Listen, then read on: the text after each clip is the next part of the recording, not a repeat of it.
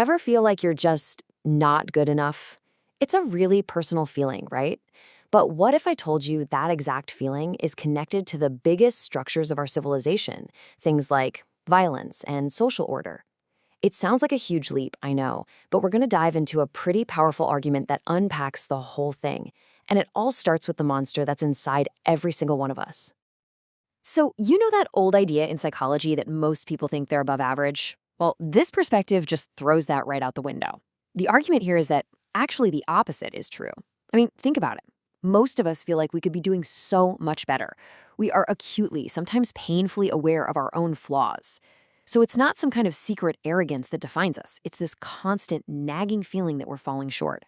And look, this feeling, it's not just something we're making up in our heads. It is absolutely grounded in reality. The idea here is that if you talk to pretty much anyone, you don't have to dig very deep to find some kind of real tragedy. You know, a parent with Alzheimer's, a loss that just leveled them, a chronic illness they deal with every day. This isn't just complaining. It's a fundamental weight that we all carry around, and it completely shapes how we see the world. Okay, so this universal feeling, this combo of inadequacy and tragedy, that's what we're calling the weight of being in our first section. It's really the starting point for understanding what it means to be human, according to this perspective. So the big question is, where does this weight of being even come from? Well, to get to the bottom of it, we're going to look at one of the oldest stories we have. And we're not talking about it as a literal historical thing, but more like a profound psychological map. And that story is Adam and Eve. The real turning point in the story is when their eyes are opened. And the way this is interpreted here is that this is the dawn of self-consciousness.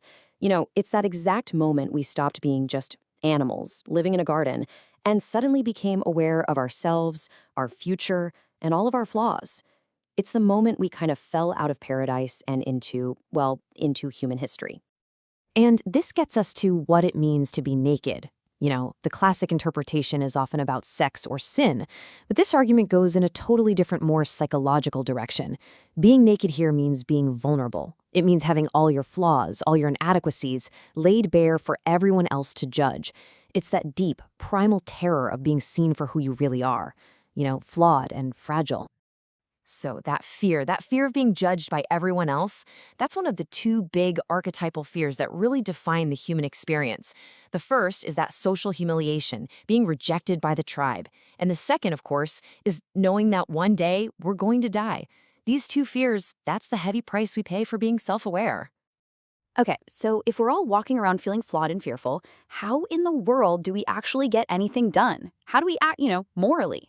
Well, this leads us to a really fascinating paradox, and it's this. To be truly good, you first have to be capable of being a monster.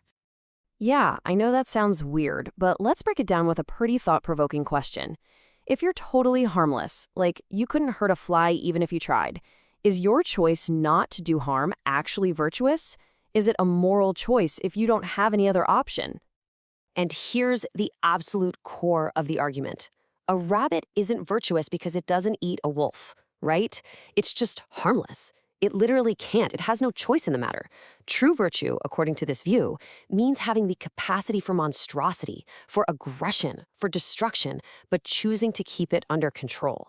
It's choosing peace when you are perfectly capable of war. That's the key. And this is such a cool way to look at our heroes, right? It explains why they're almost always flawed. Bilbo Baggins has to learn to be a thief to deal with Smaug. Harry Potter breaks the rules constantly to do the right thing. And Batman, well, Batman is a monster that he keeps on a very tight leash. All of them have to integrate some of that darkness to actually be effective heroes. And this isn't just some theory for books and movies. It's actually a big part of psychotherapy. A lot of people, especially folks who are maybe too agreeable, are taught to develop that inner monster so they can be more assertive. I mean, you can't really negotiate for yourself or stand up for what you believe in if you can't say no and have it actually mean something.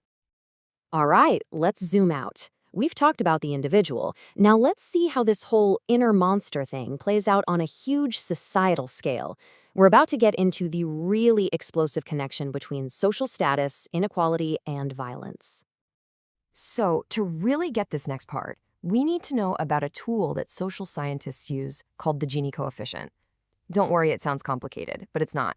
It's basically just a number that tells you how big the gap is between the rich and the poor in a certain place. Could be a city, could be a whole country. Now, here's a really critical distinction we have to make. There are two kinds of poverty. There's absolute poverty, which is what we usually think of. Not having enough food to eat, a roof over your head. But then there's relative poverty, and that's all about this social gap. It's that feeling you get when the guy next door has a way better car, and you feel like you've got nothing by comparison. And this leads to a pretty shocking conclusion, and it's backed up by a ton of data. What drives a lot of aggressive crime isn't people starving. It's relative poverty. It's how steep that social ladder is. And the strength of this link, it's just mind-blowing. The data shows the correlation between that Gini coefficient, the inequality number, and male-on-male homicide is somewhere between 0.8 and 0.9. Now, to put that in perspective, in social science, you almost never see a correlation that strong. It's an unbelievably powerful finding. It's basically saying inequality isn't just a factor in this kind of violence, it's pretty much the whole story.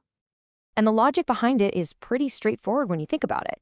If that social ladder is just way too steep, young men at the bottom look up and think, there's no way I can climb that by playing the normal game, getting a job and education. So what do? They switch to a different game entirely, aggression. Suddenly, being the toughest guy on the block is the only path to status they can see. Okay, so if steep inequality is like gasoline on the fire of aggression, it begs a huge question. How has civilization managed to have any peace at all? And that brings us to our final piece of the puzzle, what's called the Great Civilizational Bargain. Now, this perspective gets right down to a fundamental evolutionary driver for all this competition for status. At the end of the day, what's it all about? Reproductive success. For most of history, climbing that social ladder was the main way for guys to get access to partners. And you can see the results of this pretty clearly when you look at different social systems. Think about societies where polygamy is the norm. You get a few guys at the very top with tons of partners, and then a whole bunch of guys at the bottom with zero. And those men at the bottom, they have no stake in the game, right?